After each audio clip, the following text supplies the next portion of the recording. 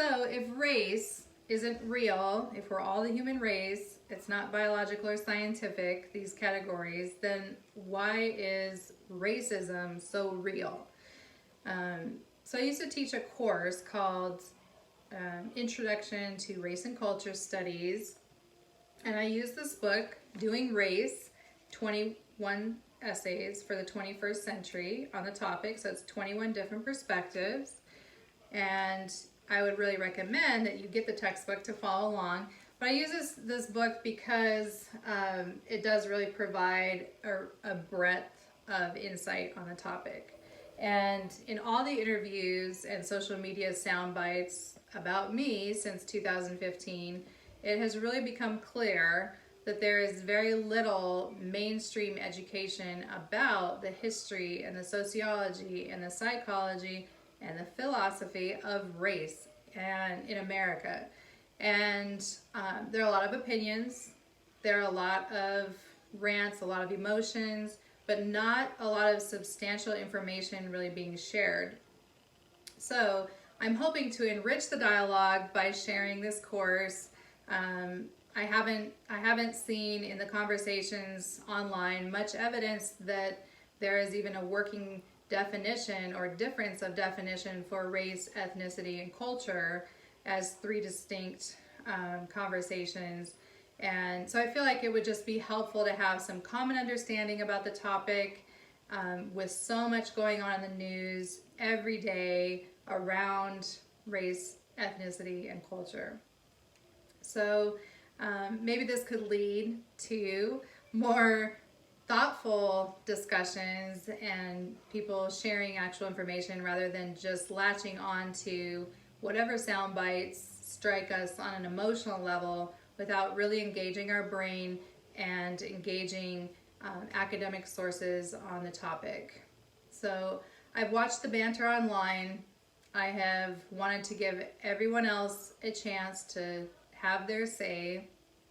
It's been 4 years, and I feel like after 4 years, now it's just people repeating what has already been said, and there's not a lot of significantly new information being contributed to the dialogue. So after 4 years of having my interviews heavily edited and even having a lot of my responses to really significant questions in the Netflix documentary completely cut out, I feel like I've been censored on this topic long enough. And even though I may be the most hated or debated person when it comes to the discussion of race and identity, I believe I do have valuable insights to offer as a person and as a former college educator in this discipline. So that's why I'm sharing an abbreviated version of one of the courses that I used to teach,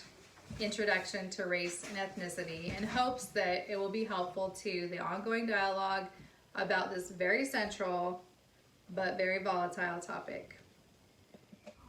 So to best follow along and for more breadth on the topic, I recommend that you order your own copy of Doing Race. It was published in 2010, so it's still pretty relevant, and I'll be recommending other texts along the way as well. So our social media feed and the news and our daily lives are really bombarded with the topic of race. And Paula Moya and Hazel Marcus discuss in Chapter 1 of Doing Race that the race topic can cause us to have feelings of anxiety, fear, hostility, suspicion, or even hope, depending on the situation.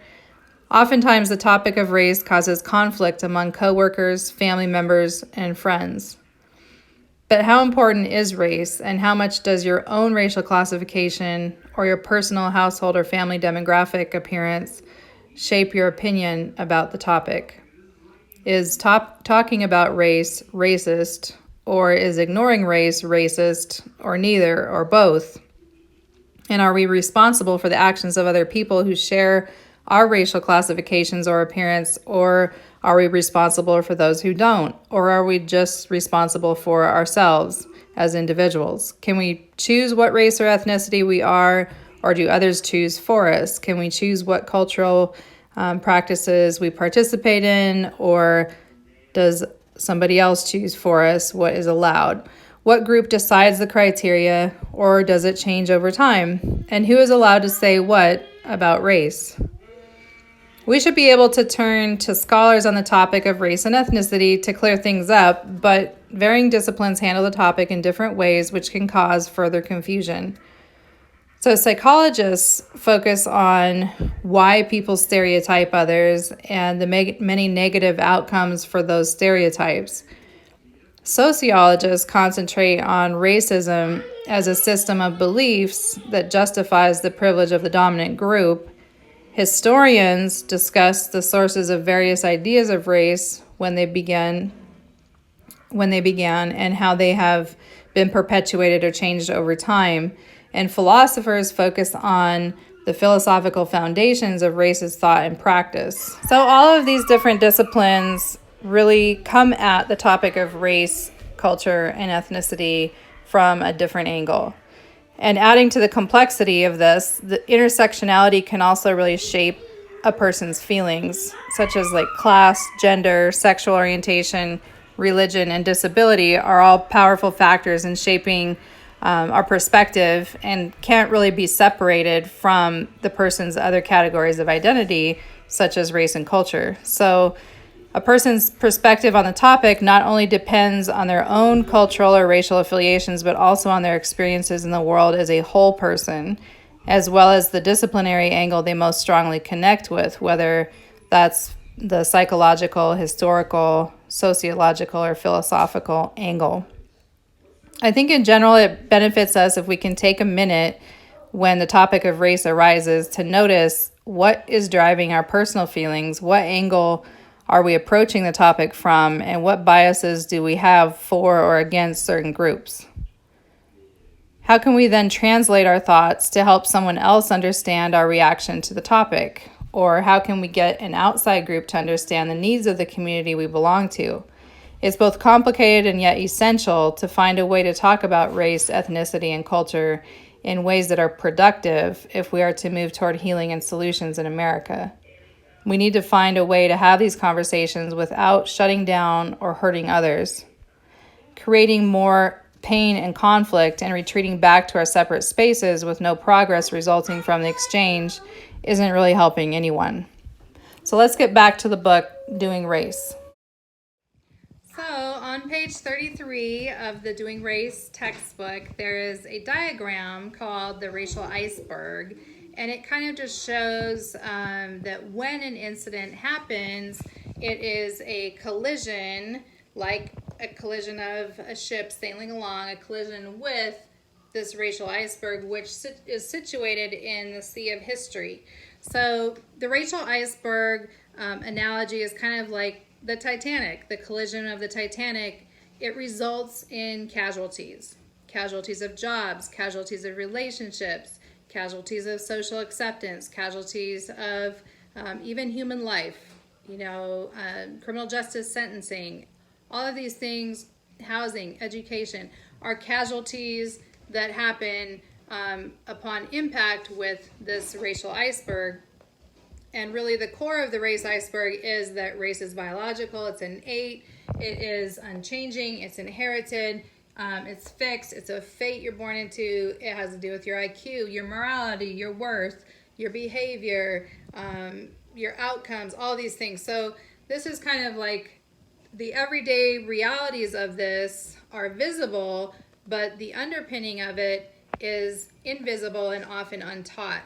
And all of these are kind of casualties that historic casualties, mass casualties like the Jim Crow era and that oppression, the Trail of Tears, Japanese internment camps, the Mexican-American War, all these are kind of based on the racial iceberg, sets that stage for the sea of history around it. Monroe Doctrine, colonialism, which really birthed the race view, chattel slavery, the Civil War, immigration issues, lynchings, and on and on. So this kind of like an analogy, I think, is fitting in that whenever an incident in the news or in somebody's life kind of like hits that iceberg, there will be a casualty, there will be pain, and there will be loss. And I think that a lot of that pain and loss has to do with us not seeing all of the context and not understanding what that impact is for an individual, for a group, and where it's coming from, and sorting through all of that. So next in our little discussion here, the textbook is going to talk about 8 conversations that are had about race. And those conversations, if you get the textbook, kind of are floating like clouds above this iceberg. So this is all what's under the water, and this is a little bit that you can see on top, but there's a whole lot underneath the surface to every single individual incident that happens in daily life. So on page 6, there's a table that lists 8 conversations that happen about race and how these conversations really orbit around that racial iceberg that we just saw. So the first conversation is that we're beyond race. The second one is that racial diversity is killing us. The third is that everyone's a little bit racist. The fourth is that's just identity politics. The fifth, it's a blank thing and you wouldn't understand. Fill in the blank with a racial or ethnic group. Number 6, I'm blank and I'm proud. Again, fill in the blank with a group. And number 7, variety is the spice of life. Number 8, race is in our DNA. So these 8 conversations are happening in society, especially in American society, and a lot of times they're happening without necessarily being informed conversations. They're happening more as reactive conversations.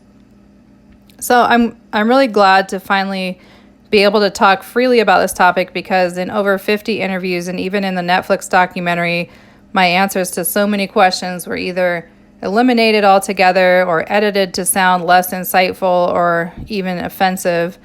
And that's not really hard to do when it comes to the topic of race, because it's such a volatile subject.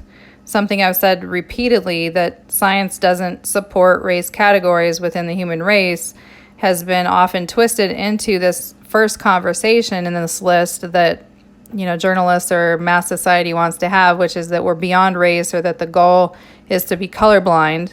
And let's be clear, I don't buy into that idea. I think the recent events have made it clear that we are not in some sort of post-racial utopian society. But the truth that we are not in a post-racial society is coexistent with the ongoing reality that race as a worldview is fiction. And the very view of race was created by colonists and white supremacy. It's not real, it's not biological, and yet we continue to live as though it is. This is why we call race a social construct, because it's a fiction that has real consequences as long as it persists and is put into practice, as the book, titled Doing Race kind of, shows us. It's a behavior that we do and also that we can undo as a society. So this involves resisting the race worldview. This includes exposing every false claim of white supremacy in both blatant and aversive forms. So this conversation that we're beyond race, though maybe more well-intentioned than some of the other 8 trending conversations about race, is not helpful because it's not true. Though undoing the race worldview remains the ultimate goal to ending race-based oppression.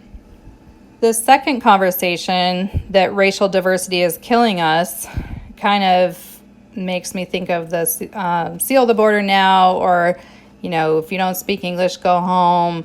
I saw a bumper sticker yesterday that featured a U.S. flag that said, if you're offended by this flag, I'll help you pack.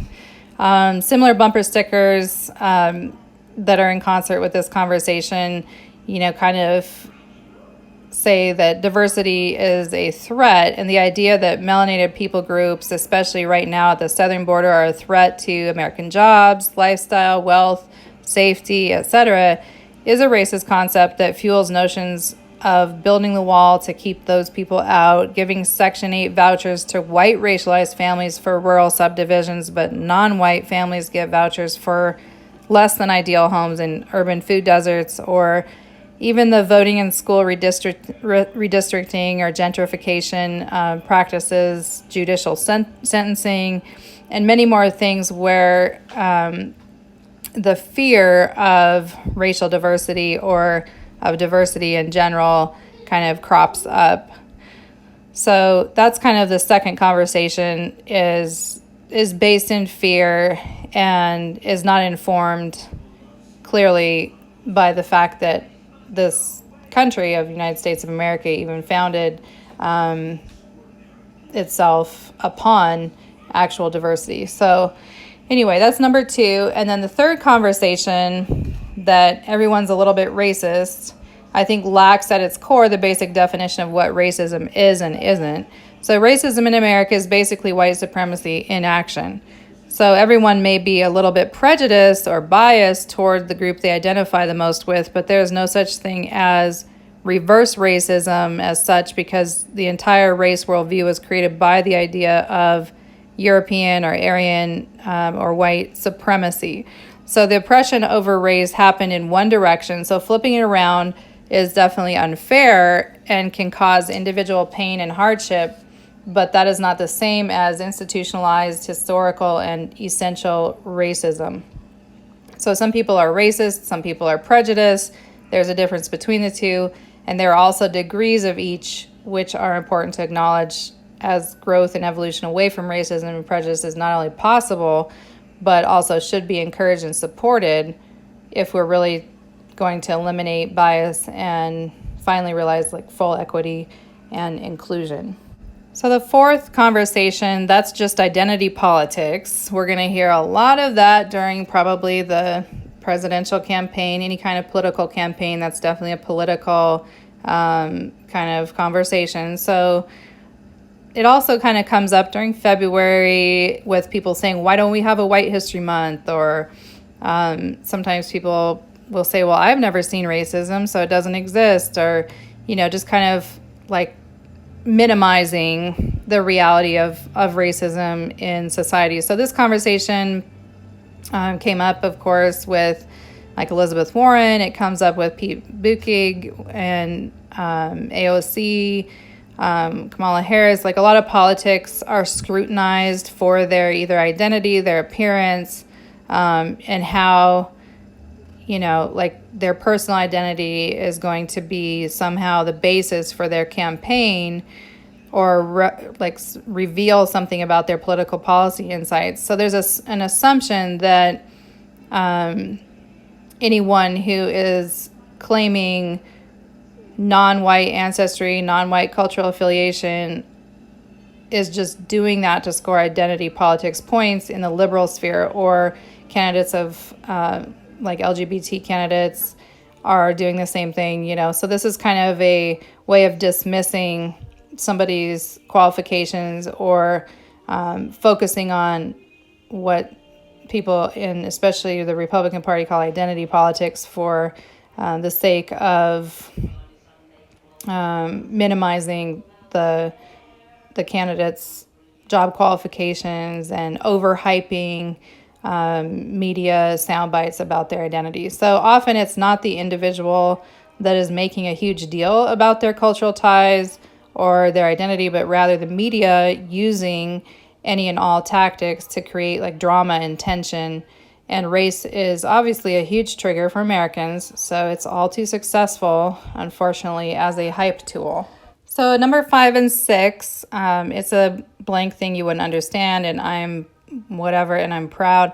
These are kind of similarly coming out of a little bit of reaction against oppression typically, and are a little bit more ethnocentric than race-centric. But this conversation is often like a reaction against the stereotypes and racism toward non-white groups in the United States in an effort to protect those groups from infiltration or appropriation and further exploitation. However, this sometimes can be leveraged against people who are in between categories. So you might be affirmed as Black, for example, as a light-skinned or mixed individual within the Black community, but when convenient, your friends might say you're not Black enough, Therefore, you don't really understand the experience or struggle. It can also be leveraged toward adoptees or anyone who falls somewhere in between, whether by appearance or cultural practice. So your group membership is always in jeopardy with this kind of dismissive and invalidating statement. Number 6, I'm blank and I'm proud. This is kind of similar in terms of its like essentialism to number 5. It's a reaction again against negative or oppressive stereotypes and associations. So the sentiment also kind of began at the same time as the term Black with a capital B came to be used in America. And in a positive way, it shows solidarity and resistance against stereotypes and racist views that say non-white groups are less than or less moral or less valuable or less intelligent, less beautiful, less worthy, etc., than those of, quote, like pure European ancestry. But again, note that no one is from like pure European ancestry, because whiteness is essentially a myth, because people in Europe didn't sprout from the ground there, but rather came from eventually ancestors in Africa. So anyway, I'm kind of getting off the topic of this, but so some of these things are used in positive or empowering ways, but can also have a trade-off effect toward people who, again, are somewhat in between categories in whatever way. So number 7, variety is the spice of life. This is kind of like a feel-good way of, it's almost like number 1, like, we're over race or just be colorblind. It's like, let's just have, one token member of every group at every party, or just, it's like, let's celebrate variety. And it sounds like it's not so bad. It's not really so much a trending conversation right now, but it still is happening. I think a lot of people are scared of the cultural appropriation accusation, so some people are kind of moving away from this conversation, but in the sort of United Colors of Benetton era, or some degree just globalization in general, there's this inclusion of, again, a token element of diversity in even social media pictures or other ways of visualizing diversity that gives whites like a pass for not being racist, and therefore immune to scrutiny on the topic, whether it's, I take a yoga class, or I like sushi, or I went to this cultural music festival, or, a picture again with somebody who's not white, to prove that you're not racist. But there is somewhat of a like innocent or naive aspect to this conversation, but ultimately it sidesteps and even invalidates many of the more serious concerns about the topic of race. Just having, say, a Black person at your party is more helpful for you by diversifying kind of your party pictures than it is really helpful to that person who may be dealing with discrimination in real life and may have had to purchase a gift and an outfit, etc., just to be essentially an accessory to your party to make your pictures look good. So, again, it's not like the most sinister of these conversations, but it still isn't the most helpful either. Number 8, race is in our DNA. Okay, so this is going to probably be the most controversial topic because everyone's so hyped up over the Ancestry.com and 23andMe stuff. With these tests, these DNA tests, I really am kind of concerned that we might be reinstitutionalizing race in the 21st century all over again, because DNA testing is kind of a process that's dangerously close to eugenics. So, I mean, I know that sounds extreme, but kind of bear with me because, in the American Eugenics Society, which then gave inspiration to Hitler for his racist policies and practice in concentration camps and genocide, and just many other examples, this idea of race essentialism, meaning it's in your blood, it's in your DNA, we have to wipe out this biological component of human society. With the DNA test, it's kind of disguised as this celebratory thing, but I'm just not so sure that it's scientific or helpful. So, I mean, I've taken not one, not two, but actually 3 different DNA tests. And because a lot of people say, oh, just take a DNA test. I bet you have like some African ancestry. Then everybody will just calm down and you can just, continue to live your life and nobody will have a problem with it, which I don't really believe that. But anyway, all 3 of my tests had different results. So this also confirmed that to me that this is not, like, I'm not sure this is real science. And if it is, then some tests are only tracking 50%, like one parent, like females, the matriarchal or mitochondrial DNA, males, the Y chromosome DNA. And other tests are tracking back thousands of years through migration. But society then is going to not count those ancient ancestors as relevant, etc.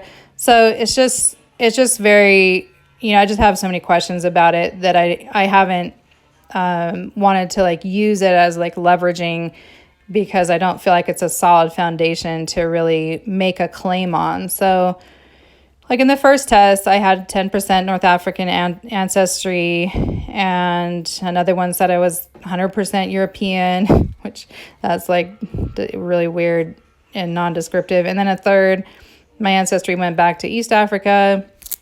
But again, I've chosen to not talk about my DNA results publicly until now, I guess, I'm mentioning them. But because I really refuse to use them as like justification for my cultural affiliation or identity, because first of all, they're conflicting results. Secondly, I just don't believe in the system of eugenics that racializes people into more recent groups in the last 500 years that have been decided by the colonial race worldview. And also because, group membership and affiliation, like what feeds your soul and what drives you as a person and the lifestyle you live, is ultimately less about DNA and more about just who you are on a core level. So those are the 8 conversations that are raised in this textbook on the race topic. And I think that, we've all heard some version of at least one of those conversations. So a lot of people say, like, why did you use the label black? Or why do you identify as black? Or what is that all about? That's not okay. And, if race doesn't even exist, why would you have to be black or white? And I really feel like, part of identity, of course, is describing who we are in the world. And part of it is, who people see us as. So on the race topic in America, I'm not neutral. I'm not on the white side either of philosophy, politics, culture, or spirit. So I affiliate as black. I don't expect everyone to call me black. I don't, frankly, ever really, I never really wanted to make a big deal of my personal identity, but that's now water under the bridge since the whole world seems to have had an opinion on it. So if it helps you to think of me as like 10% North African, I challenge America to consider giving white privilege then to anyone who's 10% European. But, like the whole one drop rule really was not created for inclusion or camaraderie or group membership in a positive way. It really was created for oppression and for marginalizing non-white groups, no matter if their so-called white ancestry exceeded their so-called black ancestry. So once again, we all do go back to a black mother.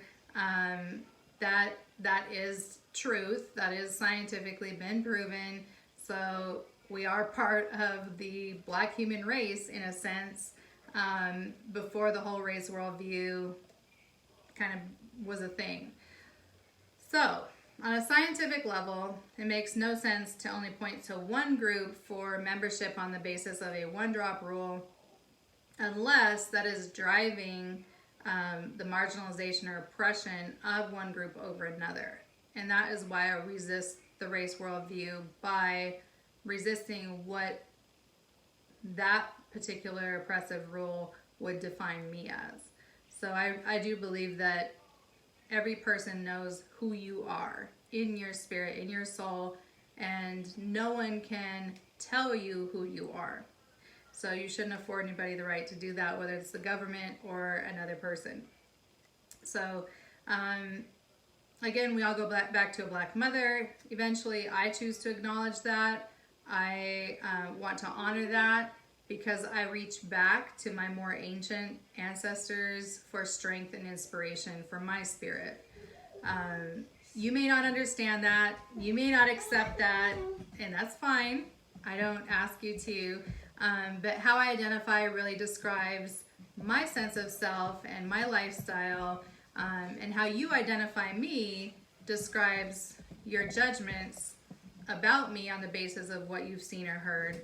And neither my opinion of you or your opinion of me is going to change fundamentally how you or I live our lives, or what feeds the soul. So I hope you'll stay tuned for the next section of Doing Race, the next section of this course. And again, it's very abbreviated, so it'll just be, I think, probably 4 or so videos. So this is the first. I'm going to condense some of the chapters.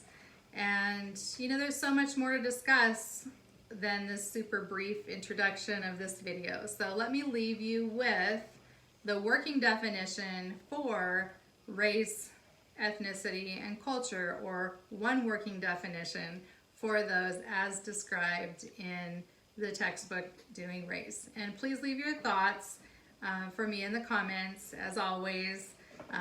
Anything that stood out to you in this session, or something that you learned that you didn't know before, or something that kind of created an emotional response inside of yourself. So I'm always excited to hear from you, from the listeners, and be happy to engage with you in those comments. So, but let us first just kind of go to those definitions, and I'll just kind of end there, and you can kind of think about those definitions for a bit before we return next time. So the definitions for race, ethnicity, and culture are: race is a doing. It is a set of historically derived and institutionalized ideas and practices that sort people into groups according to perceived physical and behavioral characteristics, often imagined to be innate and shared. It associates differential value, power, and privilege with these characteristics to establish a hierarchy among the different groups and confers opportunity accordingly. Ethnicity. Ethnicity is also a doing, a set of historically derived and institutionalized ideas and practices that allow people to identify or be identified with a group on the basis of presumed and usually claimed commonalities, including language, nation or region of origin, customs, religion, names, physical appearance, or ancestry group. When claimed, ethnicity confers a sense of belonging, pride, and motivation, and can be a source of collective and individual identity. Culture. Culture is learned behavior that shapes lifestyle, customs, habits, and traditions. So with that, I will see you next time.